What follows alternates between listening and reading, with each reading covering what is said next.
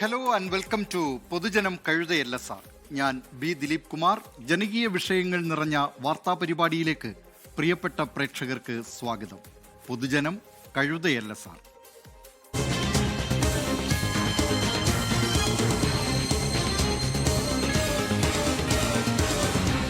പൊതുജനം കഴുതയല്ല സാർ. ഓർമ്മ നഷ്ടപ്പെട്ട് കൊച്ചിയിൽ അലഞ്ഞു നടന്ന സൂരജ് ലാമ മരിച്ചോ? കളമശ്ശേരി HMTക്ക് സമീപത്തു നിന്ന് കണ്ടെത്തിയ മൃതദേഹം ലാമയുടേത് തന്നെയെന്ന് പോലീസ് ചില തെളിവുകൾ വെച്ച് ഉറപ്പിക്കുന്നുണ്ട്. DNA പരിശോധനാ ഫലം വരാൻ വേണ്ടി കാത്തിരിക്കുകയാണ് സൂരജ് ലാമയുടെ പ്രിയപ്പെട്ട മകൻ സന്തോൺ ലാമ. നമ്മുടെ നാട്ടിൽ വന്നിറങ്ങിയ ഒരാൾ ചതുപ്പിലിങ്ങനെ മരിച്ചു കിടന്നെങ്കിൽ ആരെല്ലാമാണ് അതിനുത്തരവാദികൾ? വിശദമായി പരിശോധിക്കാം.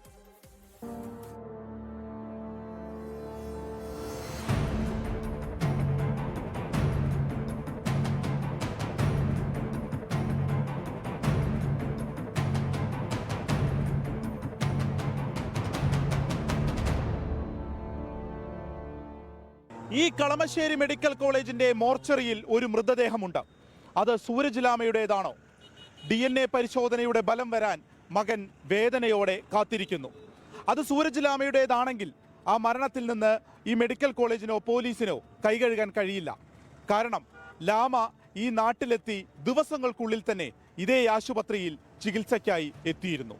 ഓഗസ്റ്റ് ആദ്യവാരം കുവൈത്തിലെ വിഷമദ്യ ദുരന്തത്തിൽ ഓർമ്മ നഷ്ടപ്പെട്ട, മാനസികമായി പ്രയാസം നേരിട്ട സൂരജ് ലാമ എന്ന ബാംഗ്ലൂർ സ്വദേശിയായ 58 വയസ്സുകാരനെ വിസ കാലാവധി കഴിഞ്ഞതിനെ തുടർന്ന് അധികൃതർ നാട് കടത്തി. സൂരജ് ലാമയുടെ സ്വന്തം നാടായ ബാംഗ്ലൂരിലേക്കല്ല, മറിച്ച് കൊച്ചിയിലേക്കാണ് വിമാനം കയറ്റിവിട്ടത്. ഒക്ടോബർ 5 ഓർമ്മ നഷ്ടപ്പെട്ട ആ മനുഷ്യൻ നെടുമ്പാശ്ശേരിയിൽ വന്നിറങ്ങി. ആലുവ മെട്രോ സ്റ്റേഷനിലേക്ക് എത്തി. പിന്നെ ആ ഭാഗങ്ങളിലെല്ലാം അലഞ്ഞു നടന്നു. ബസ്സിൽ കയറിയെന്ന് ബസ് ഡ്രൈവർ സാക്ഷ്യപ്പെടുത്തുന്നു.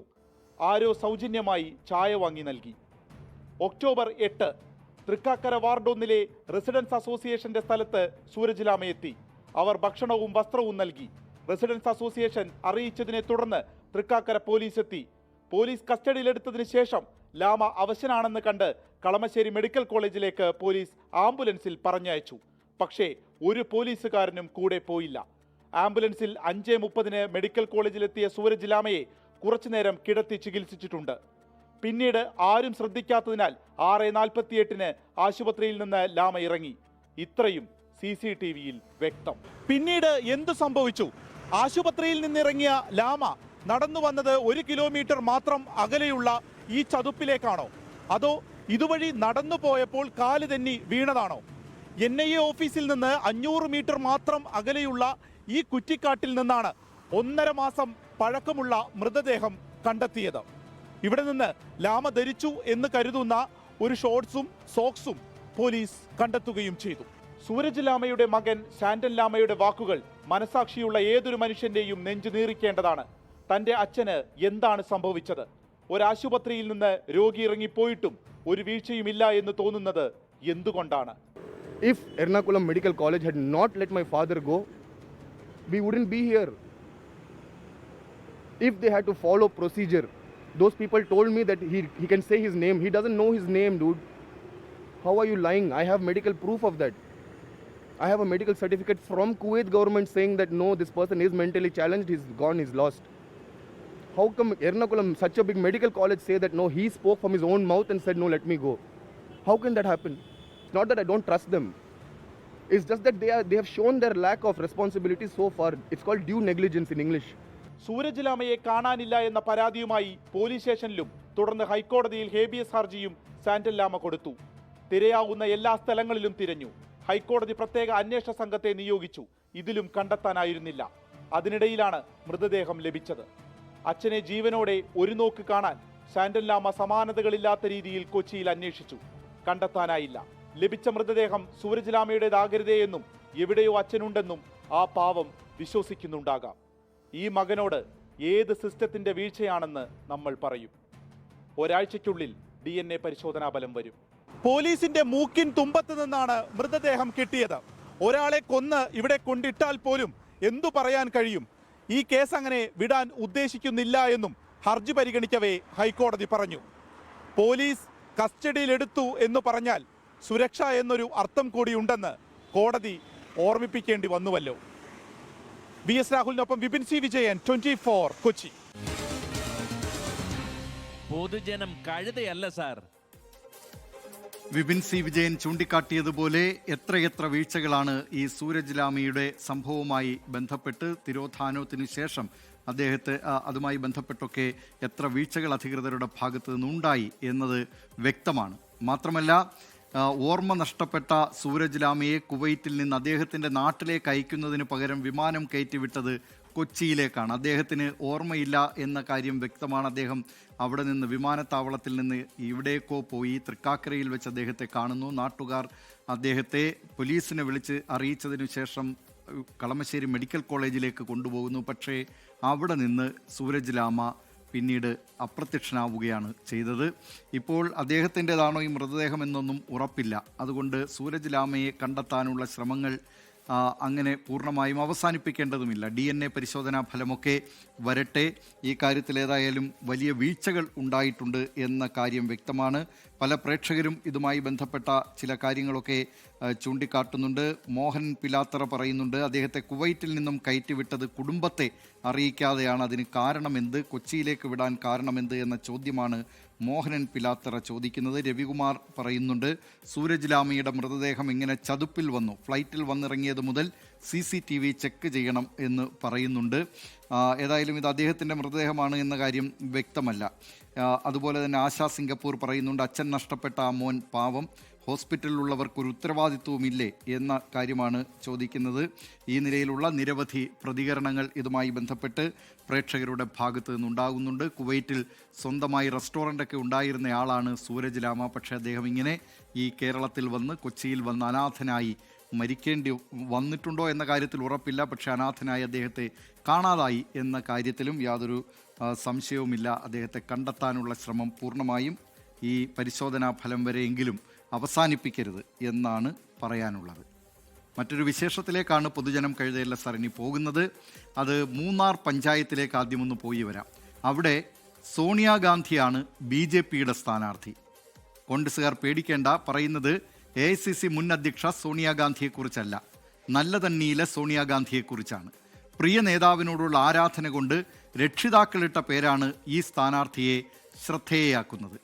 കോൺഗ്രസിനെതിരെ CPIM-നായി പ്രചരണത്തിന് കോട്ടയത്തൊരു രാഹുൽ ഗാന്ധിയും രംഗത്തുണ്ട് എന്ന വസ്തുത മറക്കേണ്ടതില്ല.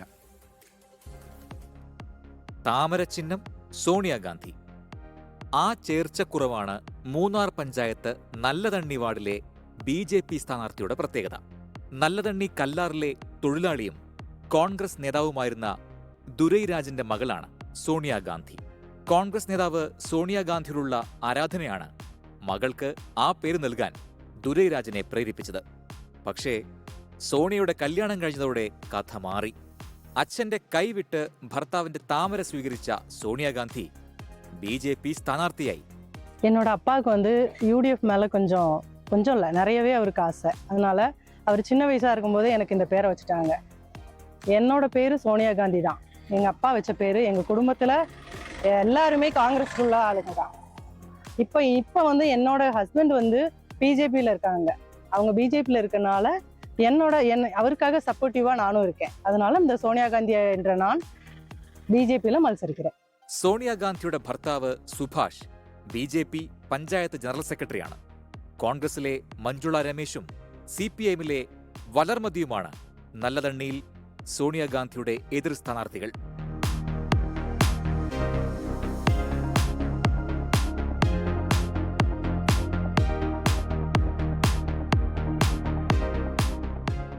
മൂന്നാറിൽ സോണിയാഗാന്ധിയെങ്കിൽ കോട്ടയത്ത് നിന്ന് രാഹുൽ ഗാന്ധിയാണ് കോൺഗ്രസിന്റെ എതിരാളി. 2019 ലോക്സഭാ തെരഞ്ഞെടുപ്പിൽ വയനാട്ടിൽ സാക്ഷാൽ രാഹുൽ ഗാന്ധിക്കെതിരെ മത്സരിച്ച അതേ രാഹുൽ ഗാന്ധി. വെറും അപരനല്ല എരുമേലി മുട്ടപ്പള്ളി സ്വദേശിയായ രാഹുൽ ഗാന്ധി. ആദിവാസികളുടെ പാട്ടും സംസ്കാരവും എന്ന വിഷയത്തിലെ ഗവേഷണ വിദ്യാർത്ഥിയും നാടൻ പാട്ട് കലാകാരനുമാണ്.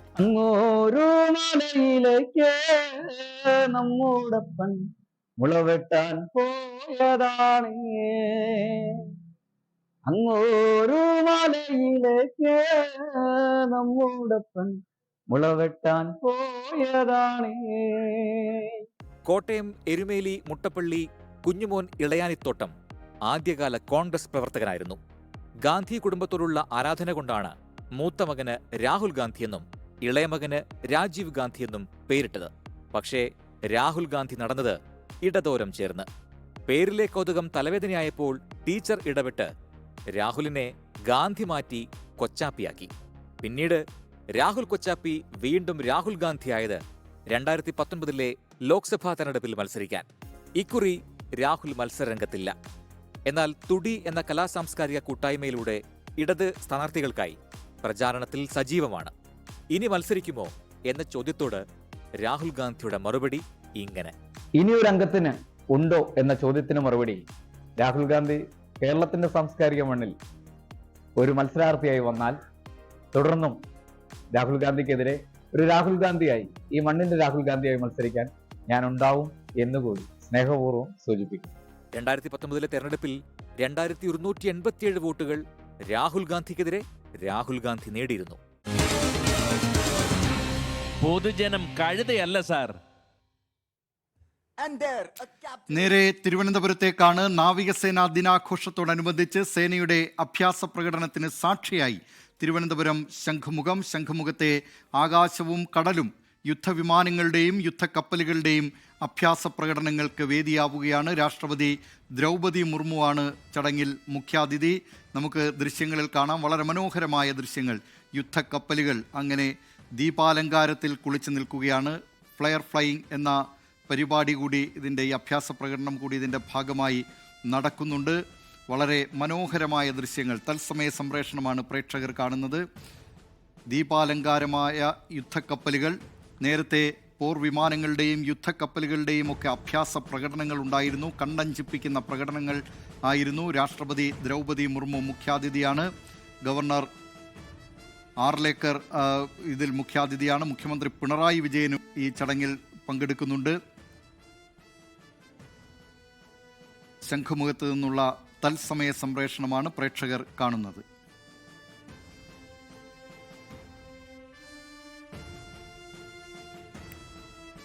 അല്പം മുമ്പ് ശംഖുമുഖത്ത് നടന്ന പരിപാടികൾ, ഒപ്പം തന്നെ തത്സമയ ദൃശ്യങ്ങളും പ്രേക്ഷകർക്ക് കാണാം. നാവികസേനാ ദിനാചരണത്തിൻ്റെ ഭാഗമായി പടക്കപ്പലുകളും യുദ്ധവിമാനങ്ങളും ശംഖുമുഖത്ത് അണിനിരന്നുള്ള പ്രകടനമാണ്. നാവികസേനയുടെ കരുത്തറിയിച്ചുള്ള ദിനാഘോഷത്തിൻ്റെ ഭാഗമായ അഭ്യാസ പ്രകടനങ്ങൾക്കാണ് തിരുവനന്തപുരം സാക്ഷ്യം വഹിച്ചത്. ഇപ്പോഴും കണ്ണഞ്ചിപ്പിക്കുന്ന പ്രകടനങ്ങൾ, വിസ്മയകരമായ പ്രകടനങ്ങളൊക്കെ അവിടെ നടക്കുകയാണ്. ഈ ശംഖുമുഖത്ത് നിന്ന് ഷഫീദ് റാവുത്തർ ചേരുകയാണ്. ഷഫീദ്, വളരെ മനോഹരം, അതോടൊപ്പം തന്നെ ആകാംക്ഷ നിറഞ്ഞത്, വിസ്മയകരം എന്നൊക്കെ പറയാവുന്ന തരത്തിൽ, അതോടൊപ്പം തന്നെ നെഞ്ചിടിപ്പേറ്റുന്ന നിമിഷങ്ങൾക്കുമൊക്കെ അവിടെ ശംഖുമുഖം സാക്ഷ്യം വഹിച്ചിരുന്നു. എന്തൊക്കെയാണ് അവിടെ നിന്ന് നൽകാൻ കഴിയുന്ന വിവരങ്ങൾ? ദിലീപ്, ഉറപ്പായിട്ടും ഇന്ത്യൻ നാവികസേനയുടെ കരുത്ത് വിളിച്ചു തരത്തിലേക്കുള്ള പ്രതിരോധ തന്ത്രങ്ങളടക്കം അതിന്റെ നമുക്ക് പ്രദർശിപ്പിക്കാൻ കഴിയുന്ന പ്രതിരോധ. ഷഫീദ് റാവുത്തറുമായുള്ള ടെലിഫോൺ ബന്ധത്തിൽ ചില തകരാറുകൾ സംഭവിച്ചിട്ടുണ്ട്. ഇപ്പോൾ അവിടെ നാവികസേനാ ദിനാഘോഷത്തിൻ്റെ ഭാഗമായുള്ള അഭ്യാസ പ്രകടനങ്ങളാണ് തിരുവനന്തപുരം ശംഖുമുഖത്ത്. രാഷ്ട്രപതി ദ്രൗപദി മുർമുവിൻ്റെ സാന്നിധ്യത്തിൽ, രാഷ്ട്രപതിയാണ് മുഖ്യാതിഥി, അവിടെ ഇപ്പോൾ നടക്കുന്നത്. ഗവർണർ രാജേന്ദ്ര അർലേക്കർ, മുഖ്യമന്ത്രി പിണറായി വിജയൻ തുടങ്ങിയവരും ഈ ചടങ്ങിൽ പങ്കെടുക്കുന്നുണ്ട്. 19 പ്രധാന യുദ്ധക്കപ്പലുകളടക്കം 40-ലേറെ പടക്കപ്പലുകളും അന്തർവാഹിനിയും 32 പോർ വിമാനങ്ങളുമാണ് സേനയുടെ കരുത്തറിയിച്ച് അവിടെ അണിനിരന്നത്. കൊച്ചിയിൽ നിർമ്മിച്ച വിമാനവാഹിനി കപ്പൽ INS വിക്രാന്തും ഈ അഭ്യാസ പ്രകടനങ്ങളിൽ പങ്കാളിയായിരുന്നു. യുദ്ധവിമാനങ്ങളിൽ നിന്നുള്ള വെടിവയ്പ്, തിരികെയുള്ള പ്രതിരോധം എന്നിവയൊക്കെ ഈ പ്രകടനത്തിൻ്റെ ഭാഗമായിരുന്നു. അന്തർവാഹിനിയുടെ പ്രകടനങ്ങളുണ്ടായിരുന്നു. MiG-29 യുദ്ധവിമാനങ്ങളുടെ പ്രകടനം ഉണ്ടായിരുന്നു. ബ്ലാക്ക് പാന്തേഴ്സ് എന്നാണ് ഈ MiG-29 യുദ്ധവിമാനങ്ങൾ നാവികസേനയിൽ അറിയപ്പെടുന്നത്. അതിൻ്റെ വ്യത്യസ്ത ഫോർമേഷനുകൾ, ഇവിടെ വിവിധ അഭ്യാസ മുറകൾ ഇവിടെ പ്രദർശിപ്പിച്ചു. ഏതാണ്ട് 1 ലക്ഷത്തോളം പേർ അവിടെ ആ കടൽ തീരത്ത് ഈ അഭ്യാസ പ്രകടനത്തിന് സാക്ഷ്യം വഹിച്ചു എന്നതാണ് ഏറ്റവും പ്രധാനപ്പെട്ട കാര്യം. പ്രേക്ഷകർക്ക് ആ വലിയ പ്രകടനത്തിൻ്റെ, അഭ്യാസ പ്രകടനത്തിൻ്റെ, കേരളം ഇതുവരെ സാക്ഷ്യം വഹിച്ചിട്ടുള്ളതിൽ വെച്ച് ഏറ്റവും വലിയ അഭ്യാസ പ്രകടനമാണ് തിരുവനന്തപുരത്ത് ശംഖുമുഖത്ത് നടന്നത്. അതിനാണ് ശംഖുമുഖ കടൽ തീരം സാക്ഷ്യം വഹിക്കുന്നത് രാഷ്ട്രപതി ദ്രൗപദി മുർമു, മുഖ്യമന്ത്രി പിണറായി വിജയൻ, ഗവർണർ രാജേന്ദ്ര അർലേക്കർ തുടങ്ങിയവരൊക്കെ ആ ചടങ്ങിന് സാക്ഷ്യം വഹിക്കാനായി അവിടെ എത്തിയിരുന്നു. 1971 ഡിസംബർ മാസം 4-ാം തീയതി കറാച്ചിയിൽ ഇന്ത്യൻ നാവികസേന നടത്തിയ ഓപ്പറേഷൻ ട്രൈഡൻറ്റിൻ്റെ ഓർമ്മയിലാണ് ഈ ദിവസം നാവികസേനാ ദിനമായി ആചരിക്കുന്നത്. കഴിഞ്ഞ വർഷം ഒഡീഷയിലെ പുരി ബീച്ചിലായിരുന്നു ഈ ആഘോഷങ്ങൾ നടന്നത്. അതിൻ്റെ തത്സമയ സംപ്രേഷണമാണ് പ്രേക്ഷകർ കണ്ടത്. വീണ്ടും പൊതുജനം കഴുതയല്ല സാറിലേക്കാണ്. സഞ്ചാരയോഗ്യമല്ലാത്ത ഒരു വഴി കൂട്ടായ പരിശ്രമത്തിലൂടെ നല്ലൊരു റോഡാക്കി മാറ്റിയിരിക്കുകയാണ് മലപ്പുറം SMCT പ്രവർത്തകർ. ചിറക്കപ്പറമ്പ് ഹൈസ്കൂൾ പടി റോഡാണ് ഗതാഗത യോഗ്യമായത്. ഈ റോഡിനെ തൊട്ടടുത്ത ഗ്രാമവുമായി ബന്ധിപ്പിക്കാൻ ഒരു പാലം വേണമെന്നാണ് ഇവരുടെ ആവശ്യം.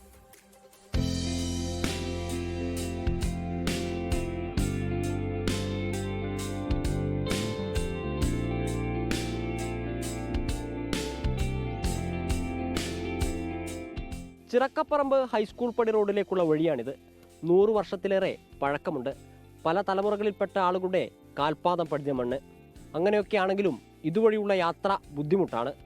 ആ ചിന്തയാണ് ഈ നടവഴിയെ ഒരു റോഡാക്കി മാറ്റിയത്. ദിവസവും 300ഓളം വിദ്യാർത്ഥികൾ ആശ്രയിക്കുന്ന വഴിയാണിത്. മറ്റു യാത്രക്കാർ വേറെയുമുണ്ട്. ഗതാഗത യോഗ്യമായ ഒരു റോഡെന്ന പെരുമ്പലം സ്വദേശികളുടെ ആവശ്യത്തിന് പതിറ്റാണ്ടുകളുടെ പഴക്കമാണുള്ളത്. ആവശ്യം അംഗീകരിക്കപ്പെടാതെ വന്നതോടെയാണ് സെയ്താലിക്കുട്ടി മെമ്മോറിയൽ ചാരിറ്റബിൾ ട്രസ്റ്റ് 8ഓളം ആളുകളിൽ നിന്ന് ഭൂമി ഏറ്റെടുത്ത് അതിൽ ഒരു റോഡും നിർമ്മിച്ച് പഞ്ചായത്തിന് നൽകിയത്. 140 വളണ്ടിയർമാർ 2 ദിവസം കൊണ്ടാണ് 150 മീറ്റർ നീളത്തിൽ റോഡ് പൂർത്തിയാക്കിയത്. പൊതുജനങ്ങളുടെയും അതുപോലെ തന്നെ SMCT trust, Saithalikutty memorial charitable ട്രസ്റ്റിൻ്റെ വളണ്ടിയേഴ്സിനൊക്കെ ഉപയോഗപ്പെടുത്തിക്കൊണ്ട് ഈ ഭാഗത്തേക്കുള്ള യാത്രാ ദുരിതം തീർക്കുന്നതിന് വേണ്ടി ഇരു സൈഡും കെട്ടി അതിൽ മണ്ണ് നിറച്ചുകൊണ്ട് ഒരു റോഡ് രൂപത്തിലാക്കുകയാണ് ചെയ്തത്. ഇതിനു വേണ്ടിയിട്ട് തൊട്ടടുത്തുള്ള ഈ സ്ഥലം വിട്ടുതരാൻ 8ഓളം സുമനസ്സുകൾ ഇതിന് സ്ഥലം നൽകുകയും അതോടൊപ്പം തന്നെ മുൻ ചെയർമാനായിരുന്ന KM മുസ്തഫയുടെ ഒരു വലിയ സ്വപ്നമായിരുന്നു ഈ കുട്ടികളുടെ ഈ ദുരിതം പ്രയാസം ദൂരീകരിക്കുക എന്നുള്ളത്. പാടവരമ്പായതിനാൽ ഇതുവഴിയുള്ള യാത്ര ബുദ്ധിമുട്ടേറിയതായിരുന്നു. മഴക്കാലമായാൽ ദുരിതമാകും. അതിനറുതി വരുത്താൻ സെയ്താലിക്കുട്ടി മെമ്മോറിയൽ ചാരിറ്റബിൾ ട്രസ്റ്റിന് സാധിച്ചിട്ടുണ്ട്. പക്ഷേ ഈ റോഡിനെ തൊട്ടടുത്ത ഗ്രാമത്തിലേക്കുള്ള റോഡുമായി ബന്ധിപ്പിക്കണമെങ്കിൽ ഇവിടെ ഒരു പാലം കൂടി ആവശ്യമാണ്. അങ്ങനെയായാൽ പെരിമ്പലത്ത് നിന്ന് ചിറക്കപ്പറമ്പിലേക്കുള്ള ദൂരം 3 കിലോമീറ്ററോളം കുറയും. ഈ വഴിയുടെ രൂപം വിജയിക്കണമെങ്കിൽ വാഹനങ്ങൾ അങ്ങോട്ടും ഇങ്ങോട്ടും കടന്നു പോകാനും വരാനും സൗകര്യമുള്ള ഒരു പാലം തന്നെ കിട്ടണം. അതാണ് ഞങ്ങളുടെ മുഖ്യമായ ആവശ്യം. ഈ സ്ഥലം ഒന്ന് ശരിക്കും ടാറൊക്കെ ചെയ്ത് നല്ല രീതിയിൽ നമ്മുടെ ഈ മെയിൻ റോഡുമായി ബന്ധപ്പെടുത്തിക്കൊണ്ടിരിക്കുന്ന ഒരു വഴിയാക്കി മാറ്റണം. എന്നാൽ ഞങ്ങളുടെ ഇനി വരുന്ന വിദ്യാർത്ഥികൾക്ക് ഞങ്ങളെ പഠിക്കാതെ അവർക്ക് അതിന് ആ വഴി ആസ്വദിക്കാം.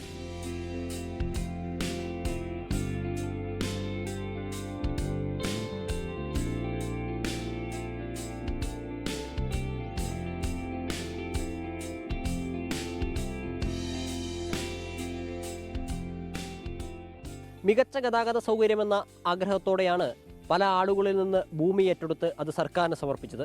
400ഓളം കുടുംബങ്ങൾ ആശ്രയിക്കുന്ന വഴിയാണിത്. ഇവിടെ നിന്ന് അപ്പുറത്തേക്ക് ഒരു റോഡ് കൂടി വന്നാൽ അത് ഈ നാട്ടുകാർക്ക് കൂടുതൽ സഹായകരമാകും.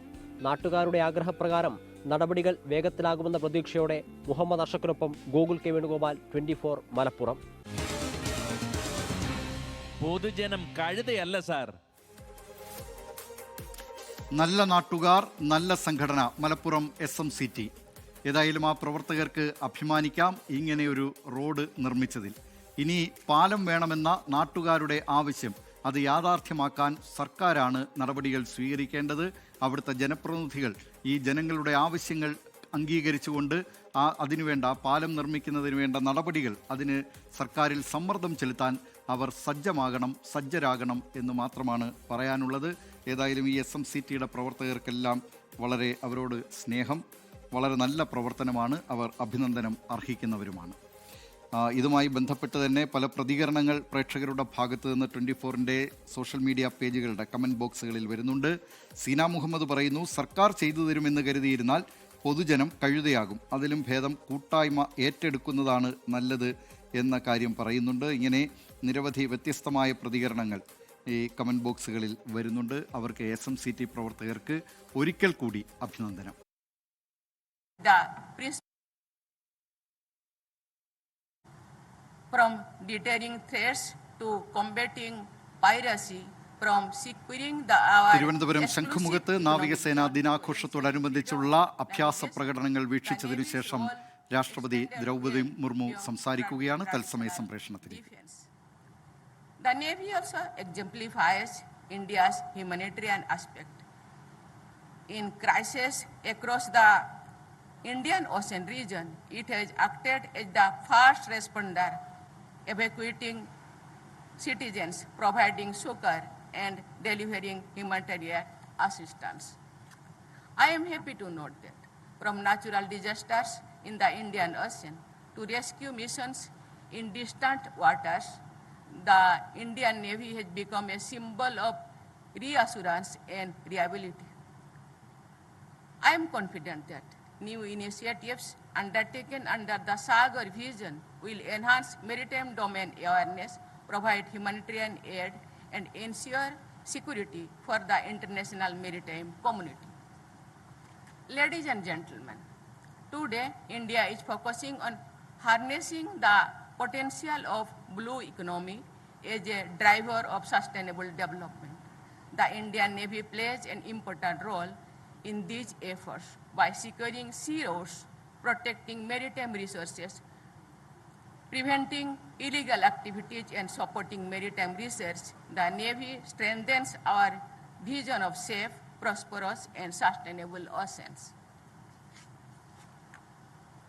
Modernization as well as development and adaptation of new technologies is crucial for the combat readiness of any armed force. It is heartening to see that the Indian Navy is demonstrating the capability to design and build complex platforms in India itself.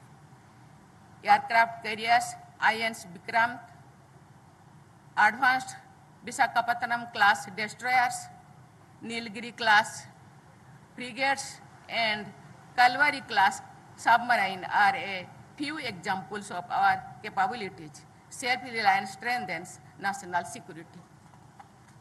It creates employment and sets in motion technological innovation.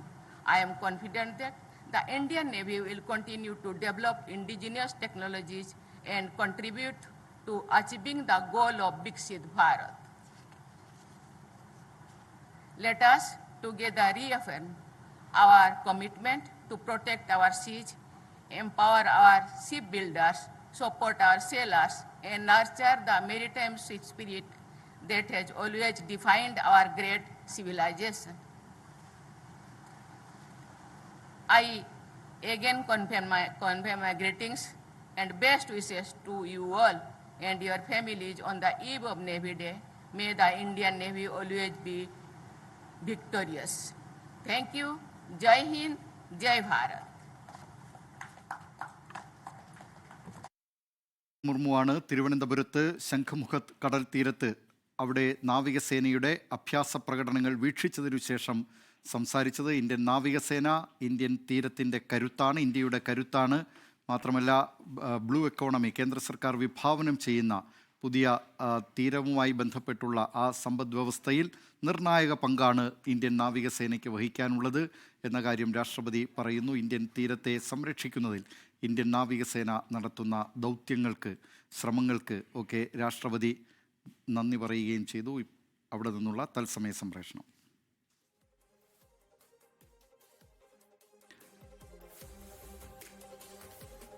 പൊതുജനം കഴുതയല്ല sir എന്ന പരിപാടിയിലൂടെ പ്രേക്ഷകർക്കും നിങ്ങൾ നേരിടുന്ന വിഷയങ്ങൾ വാർത്തയാക്കാം. സ്ക്രീനിൽ കാണുന്ന വാട്സാപ്പ് നമ്പറിലേക്ക് വിശദാംശങ്ങൾ അയയ്ക്കുക. പൊതുജനം കഴുതയല്ല സാർ @gmail.com എന്ന മെയിൽ ഐഡിയിലും നിങ്ങൾക്ക് വിശേഷങ്ങൾ അറിയിക്കാവുന്നതാണ്. ലോകത്തെവിടെയായാലും ഏത് സമയത്തും 24 വാർത്തകളും ഓഗ്മെന്റഡ് റിയാലിറ്റി പാക്കേജുകളും എക്സ്പ്ലെയിനറുകളും വിശദമായി കാണാൻ ഞങ്ങളുടെ യൂട്യൂബ് ചാനൽ നിങ്ങൾക്ക് സബ്സ്ക്രൈബ് ചെയ്യാം.